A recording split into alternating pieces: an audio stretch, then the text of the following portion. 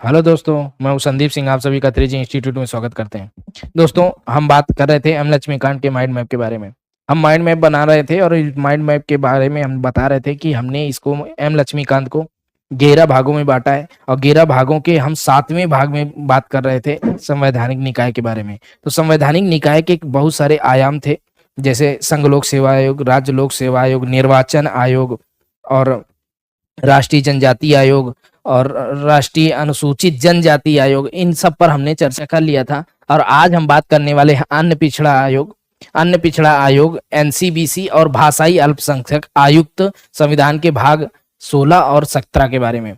तो इसके बारे में हम माइंड मैप बनाएंगे और माइंड मैप के माध्यम से ये बताने का प्रयास करेंगे कि कैसे बड़ी बुक को छोटे फॉर्म में कन्वर्ट किया जाता है। तो छोटे फॉर्म में कन्वर्ट करके आप लोग इसको कैसे याद करते हैं, तो हम पहुंचते हैं संवैधानिक निकाय। ऐसा निकाय जिसका वर्णन संविधान में है, तो ऐसे निकायों के बारे में पढ़ेंगे।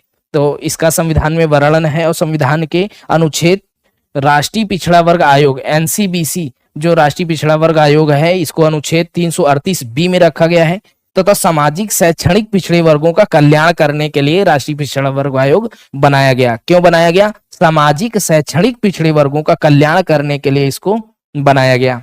फिर इसमें क्या बात करेंगे? भाषाई अल्पसंख्यक आयुक्त के बारे में बात करेंगे कि इसको कहाँ रखा गया। इसको भी संविधान में रखा गया अनुच्छेद 350 खा के तहत, और इसको भी भाषाई अल्पसंख्यकों के अधिकारों की रक्षा के लिए लाया गया था और संविधान में जोड़ा गया था। संविधान वेत्ताओं ने संवैधानिक एकता को बनाए रखने के लिए संविधान के इस निकाय का महत्वपूर्ण उपयोग है और ये कल्याण की दृष्टि से बहुत ही उपयोगी है। तो इन अनुच्छेदों पर हम लोग चर्चा करेंगे, अनुच्छेद 338 बी और अनुच्छेद 350 खा। और 350 खा में भाषाई अल्पसंख्यकों के अधिकारों की रक्षा और अनुच्छेद 338 बी में राष्ट्रीय पिछड़ा वर्ग आयोग के बारे में बात करने वाले हैं। तो इसका माइंड मैप बनाएंगे कि दो संवैधानिक आयोग निकायों के बारे में हम लोग यहाँ पढ़ेंगे। अब नेक्स्ट बात करते हैं इसका विकास क्रम कैसे हुआ, अन्य पिछड़ा वर्ग का विकास कैसे हुआ। तो विकास कैसे हुआ, जैसे इसका संविधान में वर्णन है, तो इसका विकास कैसे हुआ। तो सर्वप्रथम 1992 में मंडल मुकदमा आया, किसके माध्यम से? इंदिरा साहनी केस वर्सेस सर्वोच्च न्यायालय का स्थायी वैधानिक निकाय बनाने का निर्देश। क्या निर्देश आया कि उसका मंडल मुकदमा इंदिरा साहनी केस में सर्वोच्च न्यायालय का स्थायी वैधानिक निकाय बनाने का निर्देश ये आया कि हम लोग अन्य पिछड़ा वर्ग को भी उसकी संरक्षण, कल्याण के लिए तथा विकास के लिए, उन्नति के लिए हम लोग इस पर कार्य करेंगे। फिर उसके बाद में 1993 में, 92 के जस्ट बाद 93 में वैधानिक निकाय स्टैट्यूटरी बॉडी के रूप में स्थापना हुई। और फिर 2102वां संविधान संशोधन के अधिनियम के तहत, 102वां संविधान संशोधन अधिनियम के तहत हम लोग बात करेंगे कि संवैधानिक दर्जा प्राप्त नया अनुच्छेद 338 बी जोड़ा गया, जिसको एनसी एससी और एनसी एसटी के समान दर्जा प्रदान किया गया। 102वां संविधान संशोधन अधिनियम किया गया था। अभी इसकी हम बात करते हैं कि संरचना के बारे में, किस प्रकार से इसकी संरचना है। तो संरचना इसकी ये है कि अल्पसंख्यक आयोग के बारे में संरचना है कि इसमें 5 सदस्य होंगे। इस आयोग में क्या होंगे? 5 सदस्य होंगे। एक अध्यक्ष होगा, एक उपाध्यक्ष होगा तथा 3 अन्य सदस्य होंगे। एक अध्यक्ष, एक उपाध्यक्ष तथा 3 अन्य सदस्य होंगे। और इनकी नियुक्ति जो होगा राष्ट्रपति के हस्ताक्षर एवं मोहर के माध्यम से होगा। कैसे होगा? राष्ट्रपति द्वारा हस्ताक्षर एवं मोहर के माध्यम से होगा। सेवा शर्तें अवधि राष्ट्रपति द्वारा निर्धारित की जाएंगी। सेवा शर्तें राष्ट्रपति द्वारा निर्धारित की जाएंगी। और हम इसकी बात करें इसके कार्य एवं अधिकार क्षेत्र के बारे में, तो इसके कार्य बहुत सारे हैं और अधिकार भी हैं। क्या अधिकार और क्या कार्य हैं, इन पर बात करते हैं। पहले बात करते हैं इसकी न्यायिक शक्तियों के बारे में।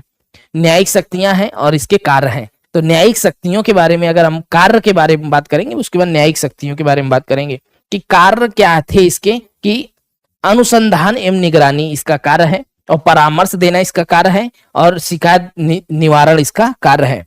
तो कार्य एवं क्षेत्राधिकार के बारे में बात करेंगे तो SEBSC के संवैधानिक और वैधानिक सुरक्षा उपायों का मूल्यांकन करना इसका अनुसंधान एवं निगरानी कार्य है।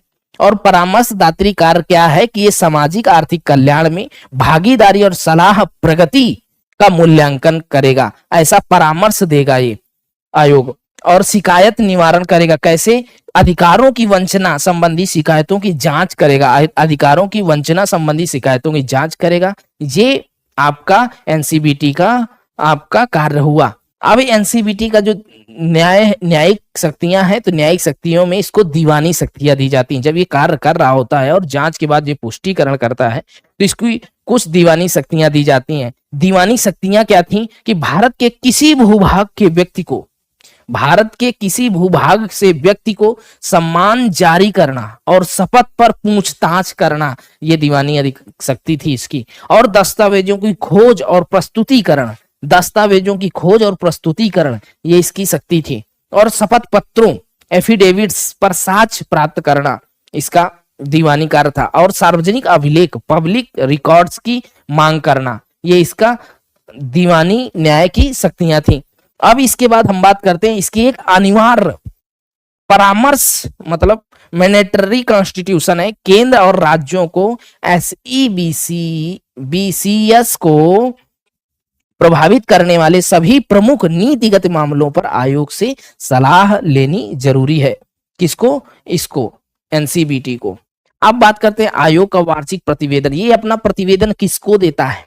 ये अपना प्रतिवेदन किसको देता है? जैसे अनुसूचित जाति और अनुसूचित जातियां अपना प्रतिवेदन राष्ट्रपति को देती हैं, और राष्ट्रपति उसको संसद के दोनों सदनों में रखवाता है तथा उनको पास करवाता है। ऐसे ही ये आपका अन्य पिछड़ा वर्ग आयोग क्या करता है, ओबीसी क्या करता है, आयोग क्या करता है? आयोग का वार्षिक प्रतिवेदन भारत के राष्ट्रपति को दिया जाता है, और राष्ट्रपति इसे संसद के समक्ष प्रस्तुत करता है और संबंधित राज्य के राज्यपाल को अग्रसित करता है। राज्य का होगा तो राज्यपाल को देगा, और केंद्र का होगा तो राष्ट्रपति के माध्यम से संसद के माध्यम रखवाएगा, और राज्यपाल के माध्यम से विधानसभा में रखवाएगा। तो इस प्रकार संसद में प्रस्तुत करेगा, और ये राज्य विधायिका के समक्ष प्रस्तुत करवाएगा। राज्य सरकार द्वारा कार्यवाही ज्ञापन संलग्न करेगा और संसद के समक्ष प्रस्तुत करेगा। कौन? राष्ट्रपति। और फिर उसमें कार्यवाही ज्ञापन, स्पष्टीकरण सहित की कोई, यदि कोई अनुशंसा लागू नहीं की गई तो क्यों, इस पर हम बात करते हैं कि संसद के समक्ष प्रस्तुत करेगा। अब हम बात करते हैं भाषाई अल्पसंख्यक आयुक्त, संवैधानिक ढांचा। संवैधानिक ढांचा में भाषाई अल्पसंख्यक का आयुक्त होगा।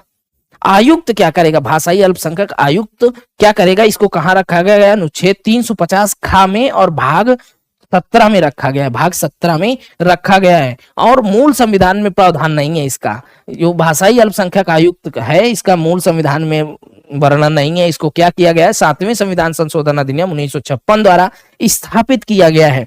अब मूल संविधान में प्रावधान नहीं है। राज्य पुनर्गठन आयोग 1953-55 की सिफारिश पर आधारित है। 1953 और 55 की सिफारिश पर आधारित है, और इसे 7वें संविधान संशोधन अधिनियम 1956 द्वारा स्थापित किया गया है। और हम बात करें इसकी, तो राष्ट्रपति द्वारा नियुक्त नोट योग्यता कार्यकाल वेतन का संविधान में उल्लेख नहीं है। राष्ट्रपति द्वारा नियुक्त योग्यता कार्यकाल वेतन का संविधान में उल्लेख नहीं है इसका। और नोडल मंत्रालय अल्पसंख्यक मामलों का मंत्रालय होगा। अब इसके बाद करते हैं प्रशासनिक ढांचा। ये कैसे प्रशासनिक ढांचा है? 1957 में स्थापित मुख्यालय इलाहाबाद उत्तर प्रदेश आयुक्त के अधीन था, जिसमें 3 बोर्ड, दक्षिण बेलगाम कर्नाटक में है, और चेन्नई तमिलनाडु में है दक्षिण में, और पूर्व में कलकत्ता पश्चिम बंगाल आदि इसके प्रशासनिक ढांचा के स्थान है। अब हम बात करते हैं कार्य एवं उद्देश्य के बारे में। तो ओबीसी के कार्य और उद्देश्य क्या है? पहला कार्य है अनुसंधान कार्य, दूसरा है निगरानी कार्य, फिर तीसरा है रिपोर्टिंग करना, और जागरूकता व निवारण, और फिर इसके बीच में लक्ष्य है और फिर दृष्टिकोण है। तो हम बात करते हैं कि अनुसंधान, तो भाषाई अल्पसंख्यकों की सुरक्षा से संबंधित सभी मामलों का अन्वेषण करेगा। फिर निगरानी कैसे करेगा? भाषाई प्रश्नावलियों, दौरों, सम्मेलनों और समीक्षा बैठकों के माध्यम से अनुश्रवण करेगा। फिर इसके बाद में रिपोर्टिंग, राष्ट्रपति को सुरक्षा के लिए कार्यान्वयन की स्थिति पर प्रतिवेदन देना। अब तक 52 रिपोर्ट प्रस्तुत की जा चुकी हैं। अब तक कितनी? 52 रिपोर्ट प्रस्तुत की जा सकती है। और नेक्स्ट, जागरूकता व निवारण, उपलब्ध सुरक्षा के प्रति और शिकायतों का निवारण करना तथा इसका लक्ष्य क्या है? लक्ष्य है, इसका मिशन ये है कि राज्यों संघीय क्षेत्रों में राष्ट्रीय सहमति प्राप्त सुरक्षा योजनाओं का प्रभावी कार्यान्वयन सुनिश्चित करना। क्या करना? राज्यों संघीय क्षेत्रों में राष्ट्रीय सहमति प्राप्त सुरक्षा योजनाओं का प्रभावी कार्यान्वयन सुनिश्चित करना। अब इसका आगे का विजन क्या है? आगे का इसका दृष्टिकोण क्या है? इसका दृष्टिकोण है कि समावेशी विकास। इसका दृष्टिकोण है समावेशी विकास, अल्पसंख्यक भाषाएं बोलने वालों के लिए समान अवसर प्रदान करना। अल्पसंख्यक भाषाएं बोलने वालों के लिए समान अवसर प्रदान करना, कार्यान्वयन तंत्र को मजबूत बनाए रखना, कार्यान्वयन तंत्र को मजबूत बनाना इसका लक्ष्य है, इसका दृष्टिकोण है। अब तुलनात्मक विश्लेषण पर बात करेंगे। इसके तुलनात्मक विश्लेषण पर क्या बात करेंगे कि तुलनात्मक विश्लेषण पर मापदंड पहले, फिर पिछड़ा वर्ग आयोग का मापदंड कैसे, भाषाई अल्पसंख्यक आयुक्त CLM पर बात करेंगे। तो इसका संवैधानिक आधार क्या होगा? पिछड़ा वर्ग का संवैधानिक आधार क्या है? पिछड़ा वर्ग का संवैधानिक आधार है अनुच्छेद 338B और उसके बाद भाग 16 और भाषाई अल्पसंख्यक आयुक्त CLM का आयुक्त का अनुच्छेद 350 का भाग 17, इसका भाग 16, इसका भाग 17 संवैधानिक आधार है। अब इस स्थापना का आधार क्या है? 102वां संविधान संशोधन अधिनियम और 7वां संविधान संशोधन अधिनियम। 102वां संविधान संशोधन राष्ट्रीय पिछड़ा वर्ग आयोग को संवैधानिक दर्जा के माध्यम से इसको स्थापना की गई और 7वें संविधान संशोधन 1956 में भाषाई अल्पसंख्यक आयुक्त की स्थापना की गई। और इसके बाद संरचना कैसी है? इसकी बहुसदस्यीय संरचना है और एकल अधिकारी प्रणाली है वो भाषाई अल्पसंख्यक। तो बहुसदस्यीय क्या है? एक अध्यक्ष होगा, एक उपाध्यक्ष होगा, 3 अन्य सदस्य होंगे, टोटल 5 सदस्य होंगे। एक अध्यक्ष, एक उपाध्यक्ष और 3 अन्य सदस्य होंगे राष्ट्रीय पिछड़ा वर्ग आयोग में। और भाषाई अल्पसंख्यक में एकल अधिकारी प्रणाली होगी और मुख्यालय होगा प्लस 3 क्षेत्रीय कार्यालय होंगे। हमने 3 क्षेत्रीय कार्यालय बताए थे, कर्नाटक, चेन्नई और कलकत्ता। अब इसके बाद में नोडल मंत्रालय, सामाजिक न्याय और अधिकारिता मंत्रालय। इसका नोडल मंत्रालय कौन सा होगा? इसका सामाजिक न्याय और अधिकारिता मंत्रालय होगा पिछड़ा वर्ग आयोग का। और भाषाई अल्पसंख्यक आयुक्त का होगा अल्पसंख्यक मामलों का मंत्रालय, अल्पसंख्यक मामलों का मंत्रालय। फिर उसके बाद हम बात करते हैं प्राथमिक शक्ति, मतलब दीवानी न्यायालय की शक्तियां। कैसी शक्तियां?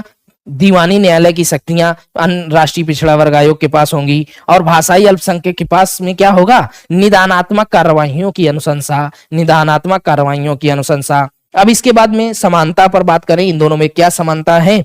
तो दोनों निकाय राष्ट्रपति द्वारा नियुक्त होते हैं। दोनों में समानता क्या है कि दोनों निकाय जो है राष्ट्रपति द्वारा नियुक्त किए जाते हैं, नियुक्त होते हैं और अपना प्रतिवेदन सीधे राष्ट्रपति को देते हैं और सौंपते हैं, और जो इसे संसद और संबंधित राज्यों के समक्ष प्रस्तुत करते हैं। मतलब राष्ट्रपति इसे क्या करते हैं? संसद और संबंधित राज्यों, राज्यपाल के द्वारा राज्यों में और राष्ट्रपति द्वारा संसद में के समक्ष प्रस्तुत करते हैं। तो इस प्रकार से हमने क्या किया? राष्ट्रीय पिछड़ा वर्ग आयोग और भाषाई अल्पसंख्यक आयुक्त के बारे में माइंड मैप बनाया। आप इस चार्ट के माध्यम से इसको याद कर सकते हैं, दोनों को इस चार्ट के माध्यम से इसको याद कर सकते हैं। और याद करने के माध्यम से आपको ये पता चलेगा कि कैसे हमको इसको दिमाग में हमेशा के लिए याद रखना है। अनुच्छेद याद रखो दोनों के, संविधान संशोधन 102वां 107वां संविधान संशोधन और बहुसदस्यीय एकल अधिकारी प्रणाली है। और ये सामाजिक न्याय अधिकारिता मंत्रालय अल्पसंख्यक मामलों का मंत्रालय है और इसमें दीवानी न्याय शक्तियां, इसमें निदानात्मक कार्रवाइयों की अनुशंसा की गई है। तो इस प्रकार हमने इसका माइंड मैप बनाया और नेक्स्ट संवैधानिक निकाय लेकर आएंगे नेक्स्ट वीडियो में। तब तक के लिए विदा दीजिए। जय हिंद, जय भारत।